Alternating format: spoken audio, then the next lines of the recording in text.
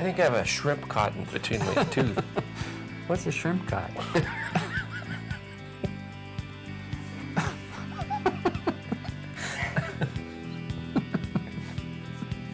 Is that something they sleep on? When they're like having a little nap? Because they are shrimp.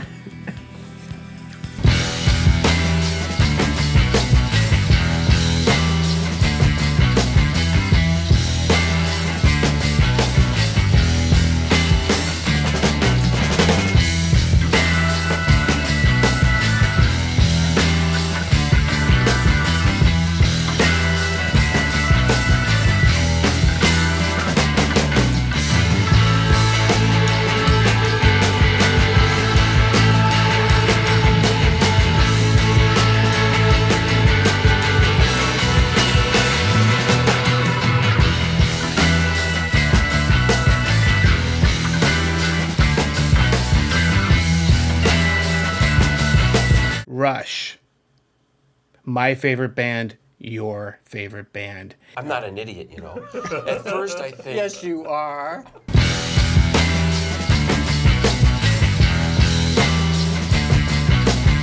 Rush.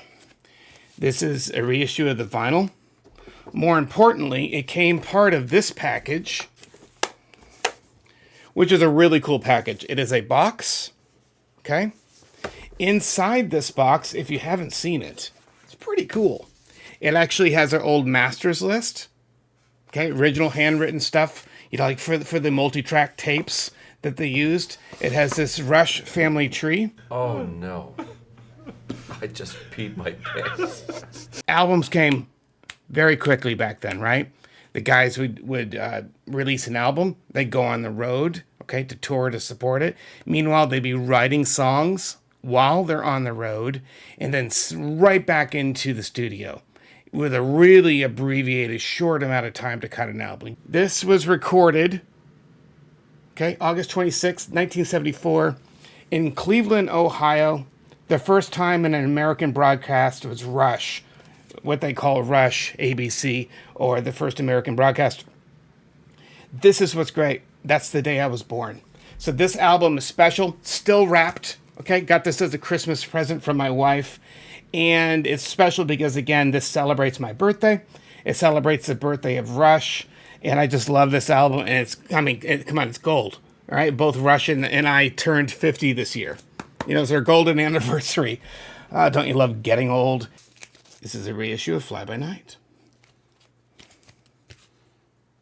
Fly By Night. Now, between these two albums, a lot happened. John Rutsey left the band, and they needed a drummer. This is a reissue of Caress of Steel. This is Caress of Steel. What does it say right here? The Rush remasters. What's funny is, okay, this is the remastered version of Caress of Steel, okay, the third album. But for some reason, I have this. I have no idea why. I have at least 2 copies of this. I found 2 to show you. 2112, okay? You know how important it is, how amazing it is. This is the album that changed everything for me. This is the album that turned me into a lifelong, diehard, talking to you now fan. It was 2112. I have here a cassette tape, my very first Rush, by the way. This is it, the original. This is what got me hooked of 2112. But of course, I had to upgrade to the CD. And then, finally, I have a couple copies of 2112 on vinyl. So collecting all these different versions through the years. This is the big anniversary, 40th anniversary version of 2112. We had Rush, 1, 2, Fly By Night, 3, Caress of Steel, and 4, 2112. What do you do after the 4th album? You cut your very first live album. When this came out, reissue, I got it, okay? So I have All the World's a Stage, right? How many sides on here? Yeah, okay, so it's double vinyl, 4 total sides for the entire concert experience, All the World's a Stage. However, my wife, awesome that she is, she was in a record store this past year and found an original copy. That's what this is. So all these years later, probably 10 years after I got the reissued version of this, she picks this up for a song, and now I have an original copy of All the World's a Stage. And as you know, this is Rush's first live album. This is a Farewell to Kings, a reissue as well. Okay? And, of course, you got Xanadu on here. Closer to the Heart, come on. But, of course, Cygnus X1, Book 1, the 40th anniversary of Farewell to Kings. And in this, we have 3. I believe one of these is a live album, previously unreleased. This is Hemispheres. This is a reissue. Okay, so again, in that at least 2015 category, I'm not sure, it doesn't matter what year I got it, but yeah, that's what this is. The reissue of Hemispheres. Hemispheres, the album. And technically the song, the first one is Cygnus X1, Book 2, Hemispheres. This was for Record Store Day. And this has Cygnus X1, Book 1, The Voyage, and also Book 2, Hemispheres, on one single album. Of course, you know that Cygnus is separated across 2 different albums in real life, but they finally put it on one vinyl, which is so cool. You got the cool brand on the back for Cygnus X1, the Hemispheres. This is a 40th anniversary version. This comes with, of course, the original album, and it has a bonus Permanent Waves World Tour 1980, which is a double album for that whole tour recording. Also in here, I don't know why I kept all this in a stack, but yes, it comes with a great book. Okay, and then this is the vinyl right here. Okay, this is actually the tour vinyl and the album vinyls in here. And then I have, this is original, with vinyl this time, as you can see right here. Okay, so I do own the original. This is the reissue. This is what's nuts. I don't know why I have 2, and yes, you guys know this is one of my favorite albums for natural science alone. After all of the Cygnus, okay, and all of these massive undertakings, these multi-part songs, where they slaved over the parts and trying to record it in one pass, but having to give up and do it in because they had written music that was almost beyond them. Of course it wasn't. It was them. So none of this music was beyond Rush. It was Rush pushing themselves. Moving Pictures. I mean, we all know it. We all love it. And I do have the 40th anniversary. It came in a big box. It has a Moving Pictures t-shirt in it. So if you can get a copy of this, it comes with a t-shirt. It comes, with, of course, with the vinyl. And so, oh, by the way, okay, there it is right there. Comes with that t-shirt. It's hanging in my closet right now. Neil, his lyrics in probably one of the best, if not the best, portrayal in written, his written word in explaining what it feels like to roar down the highway in a beautiful car and feeling the wind and the the leathered oil and the roar of the tires and the engine and feeling the wind and that excitement, that exhilaration that we get when we just have an amazing car in an open road and a sense of adventure. And that's only grown on me through the years. And I love that. I love how the music doesn't change, right? This has not changed since the early 80s, Moving Pictures and Reperchetta. However, it is we that change. With great art, it only gets better through time as we evolve and as we grow and as we bring new experiences and new memories and a new take or perspective on life. And I love that about art. This is the reissued vinyl that came with it. Okay, Moving Pictures. You guys know it. It is, the album that broke everything wide open for Rush, and they became a phenomenon that summer. This is it. A Farewell to Kings, 1. Hemispheres, 2. Moving Pictures, 3. And finally, our 4th album, Moving Pictures. Permanent Waves, Moving Pictures. And finally, of course, after 4 albums, what do we get? Our next live album, Exit Stage Left. They're trying new things. They're influenced by the bands that they're listening, like the Police and other new wave stuff from Britain and influences from pop and reggae. So all these influences are baked right into Rush's music because, as Neil described, they were young enough to appreciate and love the music of the day. Signals. which is such a great album, by the way. This is a reissue of Signals. I know what it feels like to be the protagonist of this song and to be the focus of Subdivisions. But it really speaks to a bigger narrative, a bigger story that we see throughout society, right? The subdivisions, the things that divide us. And so often, the things that unite us, okay, are humanity, family, love, work. There's so many things that actually unite us.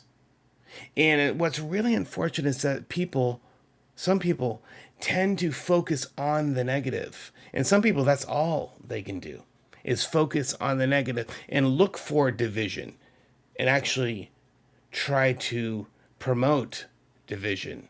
That's going on today. That is happening right now. And it always will be, unfortunately. There's always going to be people, and a lot of this is politically driven. There's always going to be people who seek to divide, who know nothing else in their soul but conflict, contempt, sadness, rage, anger, bitterness, everything that is the opposite of what we should be to one another. Some people, that's all they know. I have one word, it's 3 letters. It's sad. My heart weeps for these people. And I wish I could reach them. I wish we could reach them and show them a better way. Man, it's very frustrating watching what's happening, watching people try to drive an otherwise peaceful and happy and prosperous society towards war. Why would you want that? Neil Peart's lyrics are right on the money in his observations about the world and his ability to then convey that to us through through simple lyrics, right? Lyrics that we can easily understand, making the complex understandable. That's a good teacher. And that's Neil Peart. So again, wow, Subdivisions, great stuff. Power Windows. I mean, big money, incredible. I love grand designs. Manhattan Project is just a time capsule and a history lesson. Neil wrote this way back in the 80s, the Manhattan Project, about, what happened with the Manhattan Project so many years before. But then Christopher Nolan actually makes Oppenheimer. Best Picture, right? And when he get Best Director, and just won all these awards. Fantastic, huge movie about that very thing. And it's so great that this full circle moment, right? Where Neil wrote the song and we finally get a movie to show us those events. Who, by the way, he kind of looks like my brother-in-law, Will. The guy on the cover here, blonde, and heck, all their kids, my sister and her husband, they're all little blonde, so they've got several of their boys and him that actually kind of look like the guy. Hold Your Fire. Hold Your Fire came out right around the time I discovered Rush, okay? 87, 88, that general kind of time period. We love progressive music because it challenges us, because it has different movements and different sections, and there's a softer, really melodic part, and there might be a piano in there. At times there's a saxophone. Okay, think about Images and Words. Symphonic, and adding orchestra pieces and different instrumentations. It's all that experimentation and looking and pushing the boundaries of what rock can be. That's progressive rock. So if you look at all of the catalog and all these albums of Rush, why not have a movement of this entire piece, 20 albums, that is softer? That's why we love them. Therefore, this has its place. Greatest hits from 74 to 87. Okay, that's what it looks like. Great retro radio on there. Here's why this is important. These are cuts from Chronicles. Okay? A little sampler, if you will, from Chronicles. And there's the disc, by the way. We've got the little Signals dog on there. And see, does it have the correct time? Well, no, it's a radio frequency. I was going to say, did it have the correct time? Which, of course, would be 912, which is 2112. This was so cool when this came out. I was pretty new to Rush at the time. Again, 88, 89-ish. This came out, I believe, around 89. Chronicles, disc 1 and 2. It actually came in one, but I separated it into 2 jewel cases. I just like them better that way. So you can see I just took the artwork from that one. You know those big, had the 2 sides that flipped out. I always found those so cumbersome. Did you guys like those too? Right? And you could open up one side but flip it over and open up the other. This unified jewel case that opened this way and opened this way. Hated that. So I put it in 2 jewel cases, all right? My custom job for Chronicles. Signals, 1. Grace Under Pressure, 2. Power Windows, Hold Your Fire, 4. And this was my first, this is my first live album. Hearing the drum solo, the rhythm method on this album was nothing short of mind-blowing. My friends and I, a couple of us, we loved Rush. We brought it to one of the drummers in our marching band. Yeah, he played toms, right? So he had the, 5, I think, toms. He's playing different toms. And the kind that you wear, the shoulder straps. We played that for him after some rehearsal for something. And he's like, this cannot be one guy. He was like blown away. He's like, this cannot be one man. So anyway, obviously he must have listened to really crappy rock on his own, outside of school or whatever, for him to not even know that there are really good drummers out there. Okay. This happens to be the best. So he was blown away. It's quite cool. Presto. So many great tunes on here. This was the return to the power rock trio, as is so perfectly described in the documentary, Roll the Bones. Great album, underrated by many, properly rated by most of us who know. Okay, all you out there who are like me, we know how great of an album this is. And for me, very special. The first time I got to see Rush. It's where I keep my concert ticket, so I never lose it. This album, Counterparts. This was the year I went off to college. And when it came out, I was homesick, 2,000 miles away from home, and having new Rush music. And I just fall asleep at night. You guys done this? I did this when I first discovered Rush in like early high school or junior high. I'd fall asleep with moving pictures or permanent waves, headphones. And I'd wake up and still be looping or playing. Have you done it? I'm sure you have. And I did that, or at least fell asleep. I'm not sure if I played all night, but I fell asleep to Counterparts many, many times. This was the second time. The last time was in Worcester, Mass. And then this was the beginning of what would be many, many, many, many years up until this past year when I saw Dream Theater, to where Joel and I go to Texas to see Rush many times, and then in later years to see Dream Theater. Texas has just been the place to go. So, it was close to our college and everything. So the point is, there's my concert ticket for Counterparts. Of course, Animate. Such a brilliant, beautiful song. Stick It Out. We did that live. My band, our Joel and I, we had a college rock band, and I got to sing Stick It Out, Dream Come True, getting to perform a Rush song. One of my all-time favorites. Neil didn't give us solo albums, per se. However, he gave us tribute albums to the drummer that influenced him most. Who am I talking? Buddy Rich. This is one of them, Burning for Buddy. There were 2 of these albums. Test for Echo.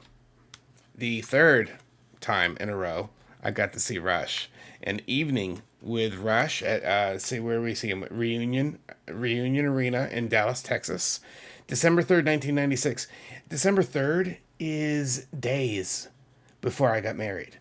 I got married later that month in December in 1996 to my beautiful wife, with whom we now have 4 children. We're still happily married all these years later, nearly 30 years later.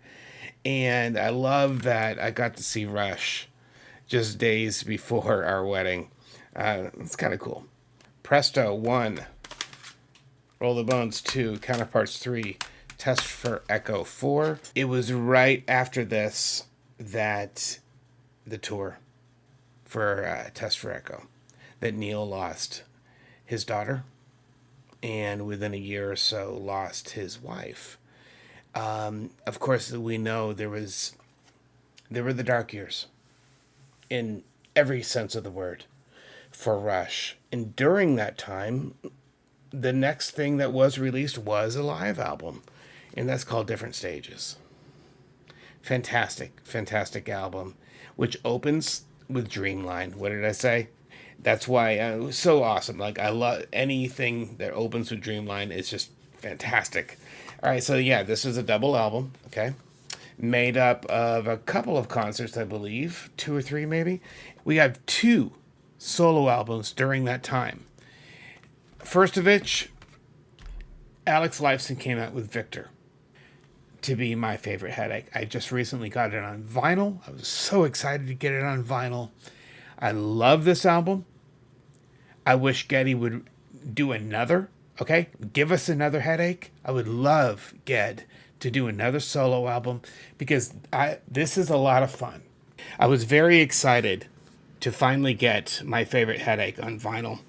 I love this album. I've said it many times. I wish Geddy would make another album. But yeah, the artwork is spectacular, as it always is with vinyl, right? Because until this time, I only had the CD. And that's great, you know, but to truly appreciate the artist, you know, what the artist did to create the album art, you need vinyl. Retrospective 1, 2, and 3. They did not go chronologically in order.